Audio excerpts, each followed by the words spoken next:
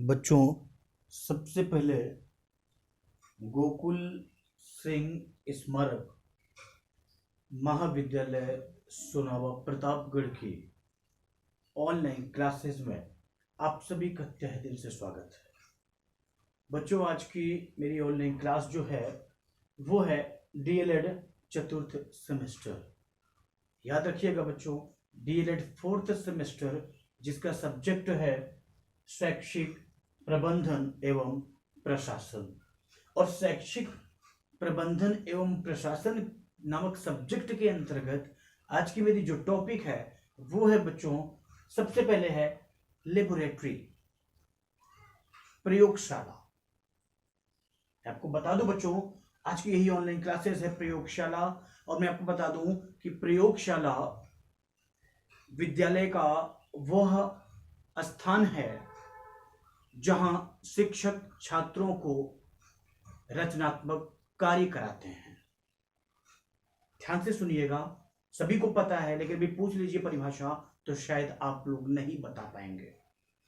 बच्चों, प्रयोगशाला विद्यालय का वह स्थान है जहां शिक्षक छात्रों को रचनात्मक कार्य कराते हैं। रचनात्मक कार्य से संबंधित, याद रखिएगा, रचनात्मक कार्य से संबंधित सभी उपकरणों को व्यवस्थित रूप से रखा जाता है, जिससे आवश्यकता पड़ने पर उनका उपयोग या उनका प्रयोग सुगमता एवं सरलता से किया जा सके। मैं आपको यह भी बता दूं बच्चों कि प्रयोगशाला एक बाल केंद्रित शिक्षण विधि है। याद रखिएगा आप सभी, प्रयोगशाला एक बाल केंद्रित शिक्षण विधि है। इस विधि का उपयोग विज्ञान की शिक्षा जिसके लिए किया जाता है, और याद रखिएगा इस विधि की जो शिक्षा है वो विज्ञान के लिए ही किया जाता है। और इस विधि ने हजारों ख्याति पाए हुए सभी वैज्ञानिकों के निर्माण का श्रेय प्राप्त किया है। मैं आपको यह भी बता दूं बच्चों कि वर्तमान समय में अगर हम प्रेजेंट टाइम की बात करें तो वर्तमान समय इसमें जो चल रहा है उस वर्तमान समय में विज्ञान के बढ़ते हुए महत्व को ध्यान में रखते हुए, विज्ञान के बढ़ते हुए महत्व को ध्यान में रखकर सभी शिक्षा शास्त्रियों ने ये अनुभव किया है कि सभी कक्षा को प्रयोगशालाओं में बदलकर उपयुक्त होगा। बच्चे जहां सीखते हैं, अगर वहां पर वो प्रयोग करते हैं, अपना प्रैक्टिकल कार्य करते हैं, एक्सपेरिमेंट करते हैं, वो प्रयोग करते हैं, तो उनकी रचनात्मक कार्य जो है वो आगे की तरफ सक्सेस होगी, सफल होगी, वो दिनों दिन आगे प्रोग्रेस करती रहेगी। बच्चों, मैं आपको ये भी बता दूं कि इसी बात से ये आश्वस्त भी हैं कि पढ़ना और सुनना, याद रखिएगा, पढ़ना और सुनना ये अधिगम की दृष्टि से उतना महत्वपूर्ण नहीं है जितना प्रयोगशाला के द्वारा प्राप्त किया गया वास्तविक अनुभव प्रभावपूर्ण होता है। नेक्स्ट है बच्चों, आप सभी देख रहे होंगे, आपके सामने लिखा हुआ है प्रयोगशाला का प्रबंध एवं नियोजन। आइए मैं आपको बता दूं, planning and organisation of laboratory. भाई, प्रयोगशाला का प्रबंध एवं नियोजन, मैं आपको बता दूं बच्चों, याद रखिएगा कि प्रयोगशाला नियोजन के लिए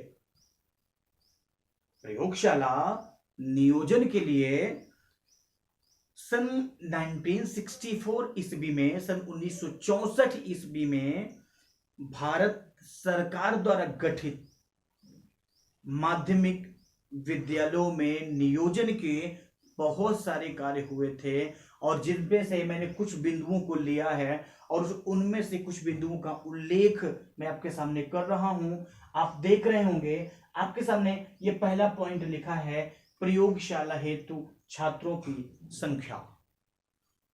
दूसरा पॉइंट है न्यूनतम स्थान की आवश्यकता, और तीसरा पॉइंट है बच्चों उपकरणों हेतु भंडार गृह की स्थापना। ध्यान से सुनिएगा आप सभी। आइए हम आपको इस लिखे हुए निम्न बिंदुओं पर लिए चल रहे हैं। इसका पहला बिंदु है बच्चों प्रयोगशाला हेतु छात्रों की संख्या। मैं आपको बता दूं बच्चों कि प्रयोगशाला का प्रबंध करते समय स्थान महत्वपूर्ण तथ्य, सबसे ज्यादा महत्वपूर्ण तथ्य ये होता है, याद रखिएगा फिर से, कि प्रयोगशाला का प्रबंध करते समय सबसे ज्यादा महत्वपूर्ण तथ्य ये होता है कि छात्रों की संख्या कितनी है। भाई कितने छात्र हैं, उन छात्रों की संख्या, उन्हीं के ही आधार पर प्रयोगशाला में विभिन्न उपकरणों की व्यवस्था की जाती है।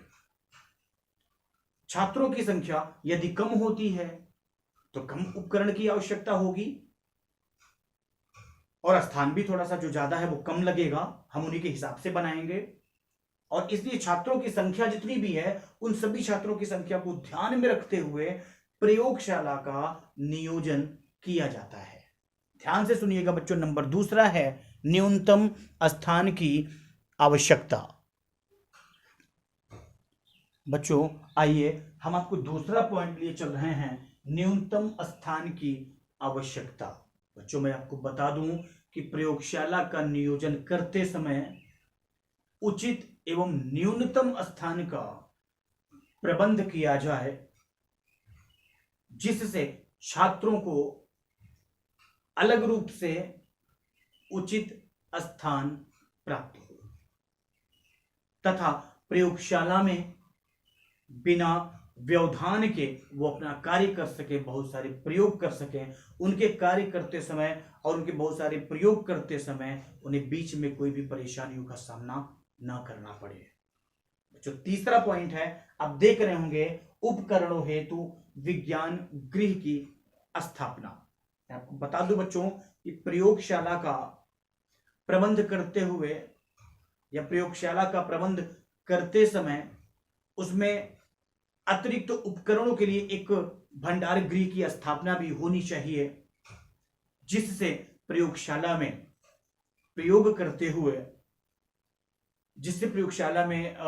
करते समय यदि किसी छात्र को किसी उपकरण की अगर आवश्यकता पड़ती है, यदि किसी बच्चे को कोई भी जरूरत अगर पड़ती है, किसी भी सामान की आवश्यकता पड़ती है, तो उसकी पूर्ति की आसानी से की जा सके। साथ ही छात्रों की संख्या अगर अधिक है तो अधिक होने पर भी उन्हें उपकरण उपलब्ध कराए जा सकें। इस प्रकार भंडार गृह होने से अतिरिक्त उपकरणों को वहां रखा जा सकता है तथा आवश्यकता पड़ने पर प्रयोग में भी लाया जा सकता है। नेक्स्ट हम आपको लिए चल रहे हैं, ये तो हो गया प्रयोगशाला का प्रबंध एवं नियोजन। नेक्स्ट मैं आपको लिए चल रहा हूं प्रयोगशाला का महत्व।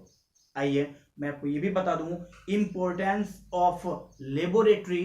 प्रयोगशाला में प्रयोग के द्वारा विद्यार्थियों में सोचने, विचारने, निर्णय लेने की क्षमता, निरीक्षण करने की क्षमता, इन सभी चीजों का विकास होता है। प्रयोगशाला में कार्य करने से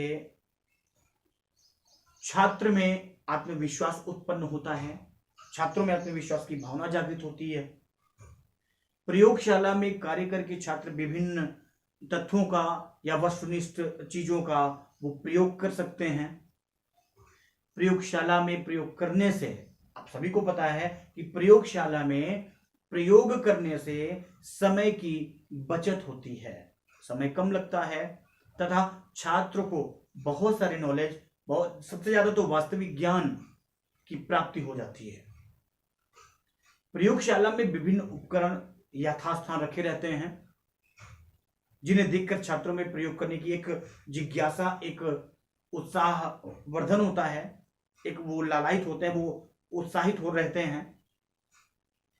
और मैं आपको बता दूं कि विभिन्न सारे जो वैज्ञानिक हैं, उन वैज्ञानिकों और बहुत सारे आविष्कारकों ने इन सभी विज्ञान और आविष्कार से संबंधित जानकारी एवं ग्राफिक चार्ट ज्ञान, जो ग्राफ के माध्यम से, एक चार्ट के माध्यम से उनको एक पॉइंट खींच करके, लकीर खींच करके, मैप बना करके, लाइन खींच करके समझाया जाता है, वो ग्राफिक चार्ट ज्ञान के भंडार होते हैं। और मैं आपको बता दूं बच्चों कि प्रयोगशाला के ही माध्यम से, याद रखिएगा, प्रयोगशाला के ही माध्यम से छात्र नवीन तथ्यों के प्रयोग द्वारा उचित अधिगम प्राप्त करते हैं तथा उनमें वैज्ञानिक दृष्टिकोण का भी विकास करने में प्रयोगशाला का ही विशेष महत्व है।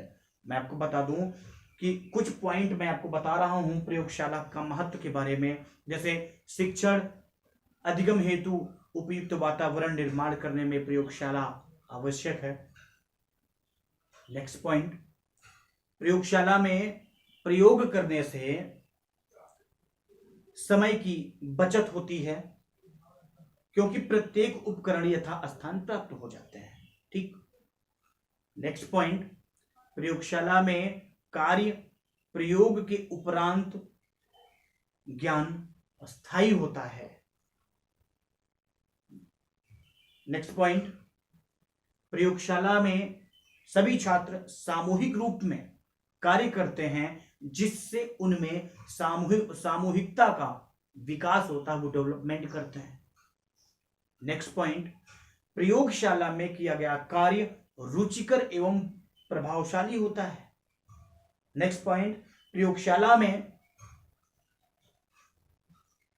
छात्र अपने आप स्वयं को प्रयोग करते हैं, वो स्वयं खुद ही वो प्रयोग करते हैं, वो स्वयं प्रयोग करके, याद रखिएगा आप सभी, छात्र जो है अपने आप द्वारा प्रयोग करके विषय से संबंधित ज्ञान की प्राप्ति करते हैं। इसमें छात्र विभिन्न वस्तुओं का निरीक्षण एवं प्रयोग करते हैं जिससे उन्हें सैद्धांतिक एवं वास्तविक ज्ञान की प्राप्ति होती है। नेक्स्ट पॉइंट बच्चों है खेल का मैदान। आइए हम आपको लेकर के चलते हैं खेल के मैदान में।